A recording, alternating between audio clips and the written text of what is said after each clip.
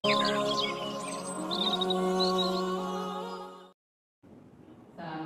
warahmatullahi wabarakatuh. Waalaikumsalam warahmatullahi wabarakatuh. Terima kasih Pak Ustaz pencerahannya untuk hari ini. Mudah-mudahan apa-apa yang kita dengarkan akan diberikan nilai tambah dari Allah Subhanahu wa Ta'ala. Amin ya Allah. Yang ingin saya tanyakan Pak Ustaz, di dalam kita hidup berumah tangga itu kebiasaan yang bersedekah itu adalah ibu-ibu.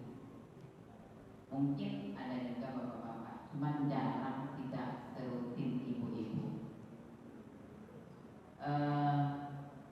Bagaimana dengan sedekah yang kita keluarkan di rumah tangga itu, sementara seperti saya berdua suami istri saja, tapi di saat saya mengeluarkan sedekah, saya selalu berniat untuk kedua orang tua saya, mertua saya, suami saya, dan saya. Itu niatnya. Apakah itu disampaikan oleh Allah atau tidak? Pertanyaan saya yang kedua itu mengenai zakat. Kata Pak Ustaz tadi, zakat itu harus diikrarkan. Ini kebiasaan di saya juga. Itu saya berzakat, niat di hati untuk zakat, tapi tidak saya ikrarkan kepada orang itu. Kadang-kadang memang seperti yang Bapak katakan tadi, mungkin dia agak sedikit mampu, tapi kalau kita bilang zakat, saya sih menerima zakat gitu. Nah, jadi itu. Jadi bagaimana dengan pertanyaan yang kedua itu? Terima kasih. Assalamualaikum warahmatullahi wabarakatuh. Assalamualaikum warahmatullahi. Yang pertama yang saya jawab yang nomor 2 dulu, zakat. Zakat itu makanya kita sampaikan, biar yang nerima ini akan bermuhasabah. Apakah saya termasuk orang yang 8 itu? Apakah saya pantas menerima zakat? Kenapa? Kalau ibu-ibu ada niat zakat fitrah, nawaitu an ukhrida zakatul fitri. Saya nerima karena ibu-ibu ngasihnya ke sekarang ada 2. Kalau ke masjid bilangnya saya wakilkan pengurus masjid buat memberikan zakat saya. Itu bilang ini zakat fitrah saya. Kemudian atau ngasih orangnya langsung, ini zakat fitrah saya. Buat apa? Yang pertama, biar yang nerima nih, kok saya dizakatin? Apakah saya berhak? Dia pikir-pikir dulu, oh iya saya masih berhak, karena saya masih banyak utang, kreditan motor belum lunas. Ambil, ada zakat. Jadi kenapa harus diucapkan? Karena mesti dihitung. Ini zakat fitrah saya, ini zakat mal saya. Kalau bicara zakat mal kagak boleh diganti pakai barang. Zakat mal ya mal, harta. Ustadz saya beliin sarung, saya beliin kena zakat fitrah, zakat mal saya. Nggak boleh. Zakat mal ya harta, ya uang. Seperti itu Bu. Jadi diucapkan. Habis niat diucapkan. Kenapa? Apakah harus diucapkan? Ucapkan. Karena tahu ini sedekah apakah zakat mal. Biar yang nerima tahu ini sedekah apa zakat mal. Nah itu seperti itu. Diniatin aja boleh, boleh. Di masjid aja. Di sini kalau nerima zakat kan mesti niat. Niat kita bilang ini zakat fitrah saya, ini zakat fitrah anak saya, an waladi suami saya. Kalau yang nganterin kemari, ini istri saya zakat fitrahnya. Jadi biar supaya seperti itu. Ya. Yang kedua, yang jalan nomor 1. Saya mau nanya sama ibu. Ibu sedekah yang rutin, ibu-ibu yang sedekah.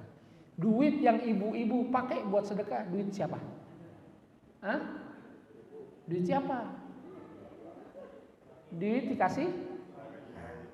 Berarti suami udah sedekah sama ibu. Ya, boleh nggak sedekah sama ibu? Boleh. Anak sama orang tua sedekah, orang tua sama anak sedekah. Ustaz kok orang tua sama anak sedekah? Datang ibu-ibu datang ke Rasulullah. Saya ngasih sedekah anak saya. Apakah itu terhitung sedekah? Iya, itu terhitung sedekah. Kalau kamu kasihkan anak kamu, ya kan? Walaupun ada khofaqah. Apa itu? Rasa cinta buat anak, tapi yang kita kasih tetap ternilai sedekah. Ternilai? Bapak mau, Bu, bapak-bapak nih sedekah mulu.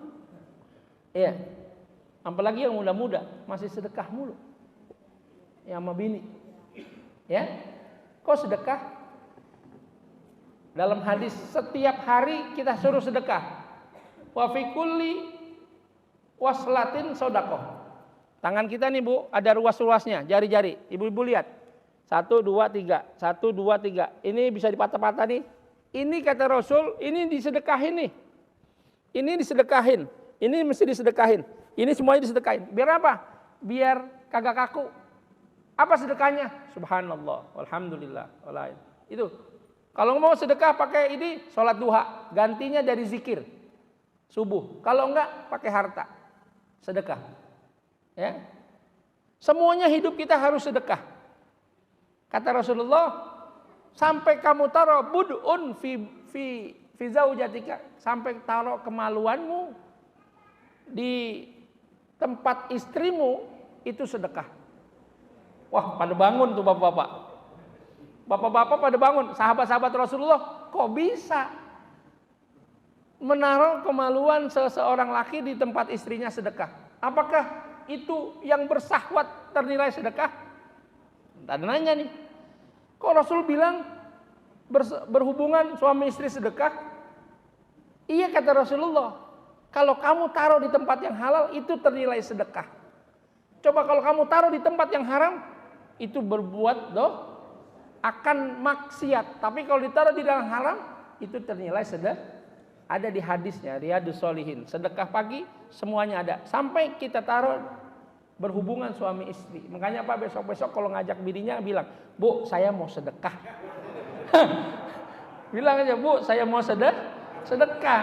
Ibu-ibu saya udah bilangin biar paham ibu-ibunya. Kalau lakinya mau sedekah, mana duitnya Pak? Bukan mau duitnya. Ada sedekah yang lain. Ya kan, sedekah yang lain.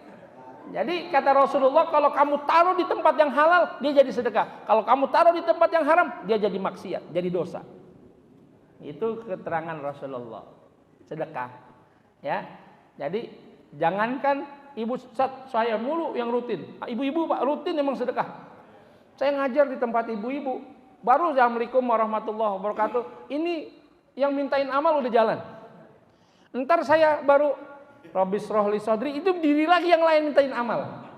Ntar saya mau di tengah-tengah ngajar, diri lagi. Saya tanya, emang mintain amal berapa kali? 3 kali Pak Ustadz, 3 kali. Pantesan pengajian surut kalau mintain amal mulu. Saya bilang gitu, ibu-ibu besok kapok kalau nggak punya duit ngaji. Enggak Ustadz, paling cuma 2.000 naruhnya. Nggak apa-apa, saya bilang gitu. Itu sedekah. Emang yang paling rutin ibu-ibu dah. Yang paling rutin ibu yang paling dianjurkan sama Rasulullah sedekah pagi. Bukan sedekah yang itu, bukan. Kalau punya duit malam, lu Habib Umar bin Hud Al-Atas bin Muhammad Al-Untanet, kalau mau tidur ada duit 5.000, 10.000, ya taruh di atas bantal. Udah diniatin besok buat sedekah. Siapa? Kalau duitnya banyak, kasih anak yatim yang lewat mau sekolah. Kasih orang tua-tua kalau lagi jalan pada mau nggak punya duit, kasih duit. Itu sedekah pagi luar biasa. Kalau duit segitu-gitunya Ustadz, ya kasih anak kita buat sekolah. Itu sedekah juga. Iya kan? Anak yatim duitnya kagak. Nenek emang cuma 10.000, kasih anak kita bekal sekolah. Itu sedekah Ustadz, itu sedekah. Jadi kita malam-malam nih sebelum tidur, siapin besok yang mau buat sedekah mana. Kenapa? Karena kita pagi-pagi itu malaikat berdoa. Allahumma ati munfikan khalafan wa wahlik mumsikan talafan.